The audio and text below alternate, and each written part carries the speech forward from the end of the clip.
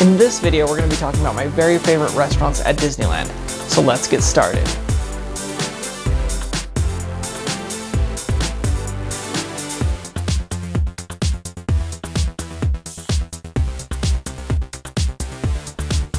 Hey there, my name's Eric D, and on this channel, my goal is always to help make your next Disney adventure a little bit more magical with tips and tricks, food reviews, and blogs. So if you haven't already, consider subscribing to the channel.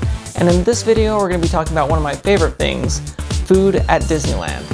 And one of the questions I get from friends and coworkers who don't go to Disneyland very much is, why do you enjoy the food at Disneyland so much? Isn't it all like burgers and fries? And that's so far from the truth. So in this video, we're going to be talking about my 5 favorite restaurants at Disneyland. So in Disneyland Park, not over at California Adventure or the hotels or downtown Disney, anything like that. Just in Disneyland, I'm going to be talking about some quick service options and also some table service options where they actually have a waiter or waitress come to your table and help you there. And so the price range varies from $12 to $15-ish, up to $15 to $20-ish, and then up to more of the high-end, $40-ish per meal for the very high end.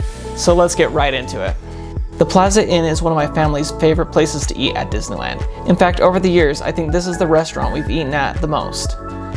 It's been around since 1955 when Disneyland opened, and it was one of Walt Disney's favorite places to dine, and it's easy to understand why, with their delicious home-style meals like the classic fried chicken dinner, with 3 pieces of fried chicken, mashed potatoes, and a flaky buttermilk biscuit, and seasonal vegetables.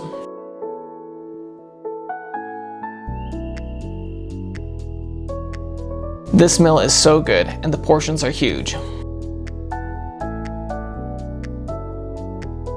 And they have other great options too, like the penne pasta with chicken pesto alfredo sauce or marinara with a breadstick. Or the slow roasted pot roast.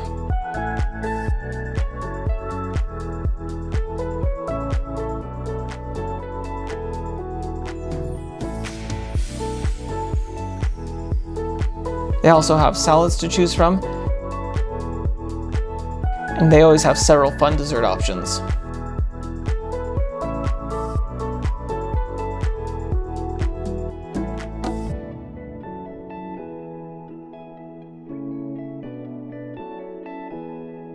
The inside has a classic Victorian theme, or there is plenty of seating on the patio outside.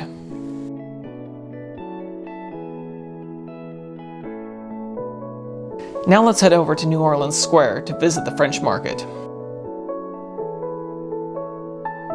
where you can enjoy Southern specialties, soups, salads, and sandwiches with a Southern flair.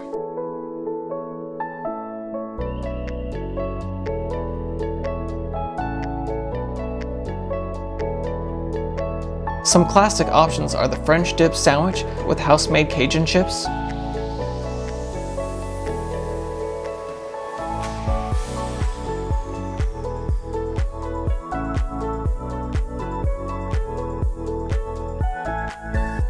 or my favorite, the Royal Street Chicken Caesar Salad, which has so much chicken, a wonderful dressing, and is always made fresh.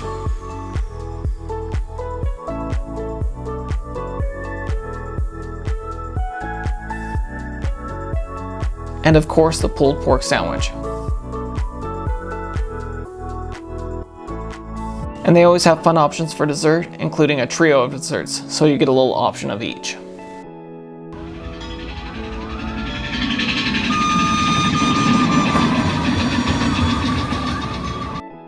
Next, let's head towards Big Thunder Mountain, so we can talk about Rancho Del Zorro. This is in the heart of Frontierland and is the home of delicious Mexican cuisine.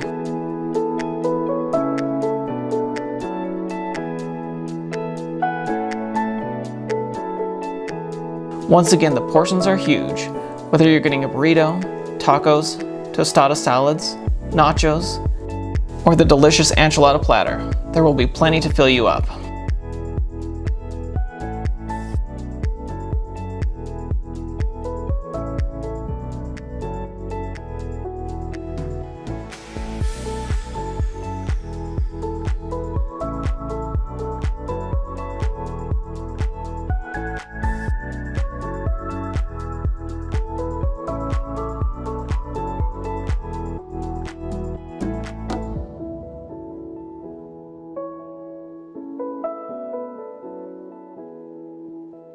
This location has lots of outdoor seating, and some of the seating has views of the Big Thunder Mountain Railroad trains as they passed by. Those first 3 options were all quick service options. Now let's head back over to New Orleans Square for our first table service option. This is one of my go-to restaurants for first-time visitors, Cafe Orleans.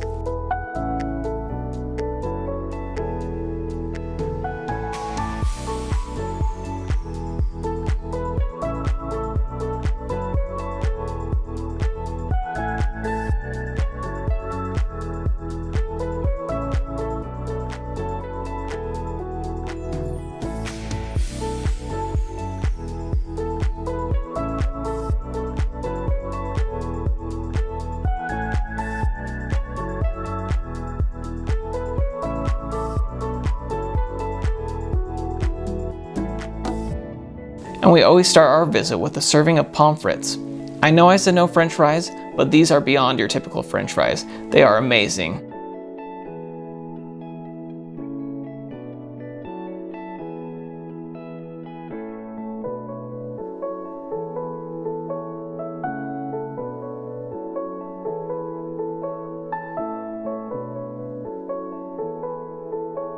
Cafe Orleans has plenty of wonderful entrees to choose from, but what I always recommend is to get at least one Monte Cristo sandwich. It has sliced turkey, ham, and Swiss, all fried in a light batter and dusted with powdered sugar.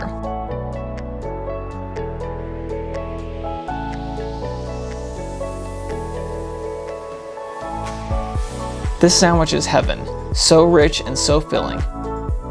I highly recommend you split it with a friend or family member.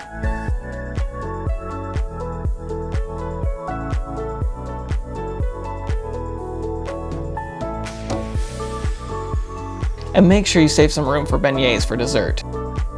Lastly, we're headed over to what may be the most famous restaurant in Disneyland, the Blue Bayou. This restaurant is actually in the Pirates of the Caribbean attraction, so you can see the boats filled with guests as they float by.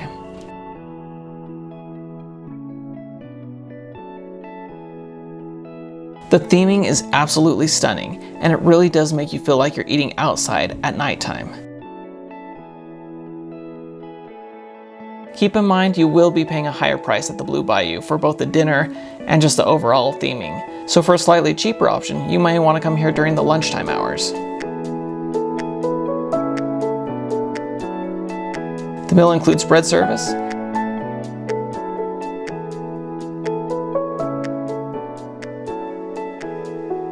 and they have starters like a house salad,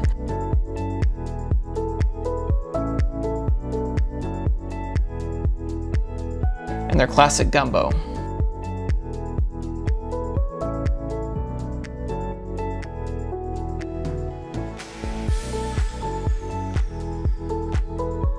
And the entrees are sure to delight, with options like surf and turf,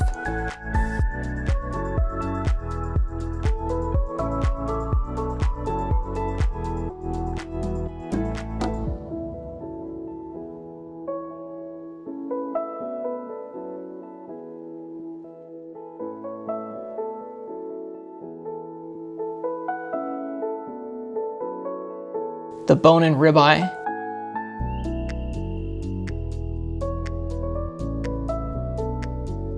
and the catch of the day. Once again, the Blue Bayou does cost a little bit more, but for special events or special nights, it's definitely worth it. So there it is, my 5 favorite restaurants at Disneyland. Let me know in the comments below if you agree or disagree. Is there any restaurants you would add to the list? Any you would take away? And also, do you have any particular meals you really love? Let me know in the comments below. Hopefully you found this video helpful. If you did, please give it a like. And as always, consider subscribing to the channel because I have a lot more great things coming from Disneyland, Walt Disney World, and the Disney Cruise Line. Thank you so much for watching and have a wonderful day. We'll see y'all again really soon. Bye.